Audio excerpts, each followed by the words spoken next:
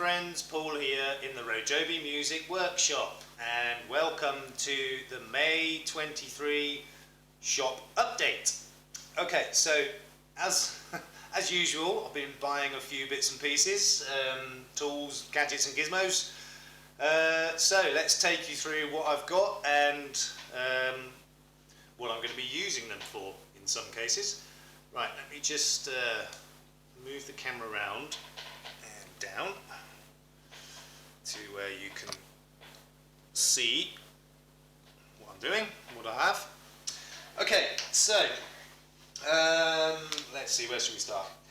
Okay, so first of all, I've got these set of 5 small pliers, a small plier set, and effectively they're jeweler's tools, but you know, pretty handy for some of the jobs I do as well. So I've got a pair of ball nose pliers, thin nose pliers, whatever you call them, and you can see, you know, the size of these. They're pretty small, so handy for small work.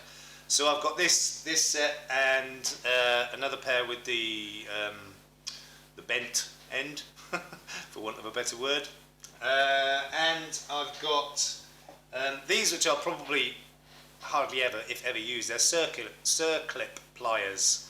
Not sure if I'll use those for circlips because I don't really deal with circlips, but they might have a use.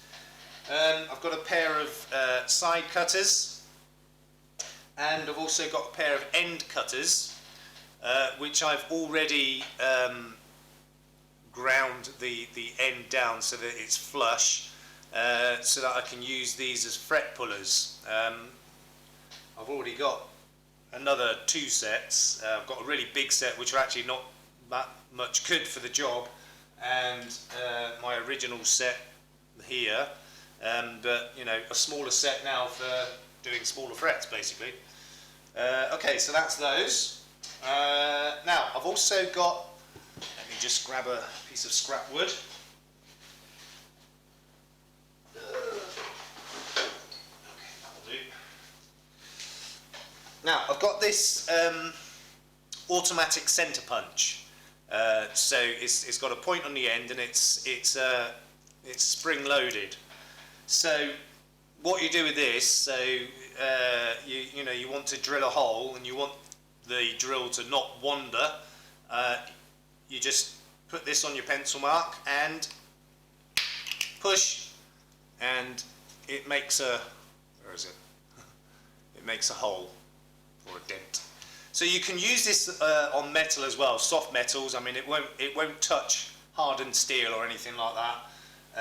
So you know, softer materials, and you know, it's just good for making sure that you've got a centre point for your drill bit so it doesn't wander. On that subject of drill bits, I bought a set of Bosch drill bits, and as any of you know who use drill bits, whether for wood, metal or anything, you've got to buy the, you know, the good quality, the well-known brands, because if you buy the cheap ones, they last one-time use only, most of them. So there's a set here of 25 drill bits. As I said, they're Bosch, and they go in 0.5 millimeter increments from 1 up to 13 millimeters. So 1, 1.5, 2, 2.5, right up to 13. And as I said, there's 25 of them. Okay, I can't remember exactly how much I paid for these, but they weren't pocket change. They were, you know, a decent price. But pay a decent price, get decent tools, especially drill bits, and they'll last a long time. And I also bought this other set of drill bits. These were quite cheap. Now I'm not sure how well you're going to see in there. These are tiny drill bits. I think there's about 12 or 15 of them, and the largest one is 1.6 millimeter. The smallest, and I'm going to attempt to get it out, the smallest is 0.3 of a millimeter. So pretty small. Let me just see. It's quite awkward to open this box. Let's see if I can get the small one out. Right, I'm not sure if you're going to be able to see this. it's probably not much thicker than a human hair. And again, these are, you know, these are jewelers' tools really, but I will have uses for some of these. Probably not these really tiny ones. I can't really think of a reason to have those ones, but they go up in 0.05 increments. So 0.3, 0.35, 0.4, blah blah blah, up to 1 millimeter, and then it's 1.2, 1.3, 1.4, 1.5, 1.6. So those I'll probably use, but these human hair things probably not so much. But you know, they're handy to have. It's always handy to have tools and not need them than need them and not have them. A bit like insurance.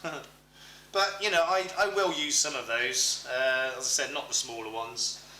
Okay, next. Now, this torch, I've had this for quite a while, but it stopped working, so I bought another one exactly the same, but in black. Now, the cool thing about these, I mean, first of all, it's metal, it's not plastic. You know, it's slim, sort of fit nicely in your pocket. It's even got like a pen style clip on there, so you know, you can slip it in your pocket. And the back end of it is magnetic, and also the ring around here is also magnetic. And I'm not going to shine it straight into the camera lens, but I'm sure you can see that's pretty bright. There's 3 LED bulbs in there, and it's really bright. Okay, so you've got the magnet at each end. You've also got, it's telescopic. It extends right out to probably 2 feet long, maybe a bit more, and the neck is bendable as well. So that really is a handy bit of kit. That will get some use. And as I said, I had the other one for a long time, and it stopped working. Tried new batches, didn't make any difference, so I bought a new one. I mean, this cost me like £2, something like that. Okay, 1, 2, 3, 4, 5. Now, regular viewers of mine will know that with some of the instruments I build, I finish them with boiled linseed oil. I like it because it's quick and simple to use. It does leave a nice finish, albeit matte, a matte finish. But you can apply several coats and kind of buff in between the coats, and you can get more or less a satin finish with the boiled linseed oil. You know, if you take a lot of time over it. And like I said, I like using it because it's quick and simple to use. You know, and it does give a nice finish for my money. But that's not the only oil on the market, so I decided to buy some more to experiment. I just got a couple of 200ml bottles. One is teak oil, and the other one is Danish oil. Now, I've not used these before, so you know, I'm going to experiment with various bits of wood, you know, different grains and different colours and everything. But you can probably see that the Danish oil is a bit darker in colour than the teak oil, so you know, that's going to give a different finish, you know, different shade. So yeah, teak oil and Danish oil. Been meaning to try, you know, to get hold of some of this to try for quite a long time, and now I've got some, you know, just small bottles, but even those would last quite a long time, and they weren't that expensive, pretty cheap really. And next thing is, I've got 50 sheets of cork tiles, and they're sticky backed. Probably, let's just measure. So they're like 4-inch square or 10 centimeters square, and they're real thin. They're 1 millimeter thick. Now, this sort of thing you can use for, you know, 1,001 different things. I mean, you know, craft work and like the back of coasters and things like that. This is going to get used quite a lot in my workshop.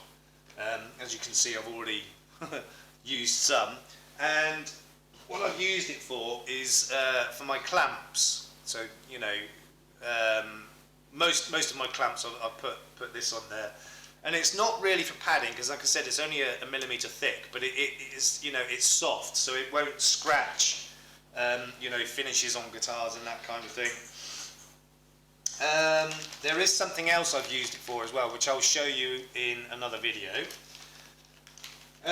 So last thing is I bought 2 packs of this stuff, which is called kerfing. So it's a strip of wood which, as you can see, has got notches cut into it, which allows you to, you know, bend and flex it around. So what this is for, let me just grab my guitar. Whoa. So this is what goes on the inside of the guitar, top and bottom, to give you a gluing surface. So I'm not sure how well you can see that. Let's just see if we can get a bit closer. So yeah, so the flat side sticks onto the side of the guitar, and then let me just put that back.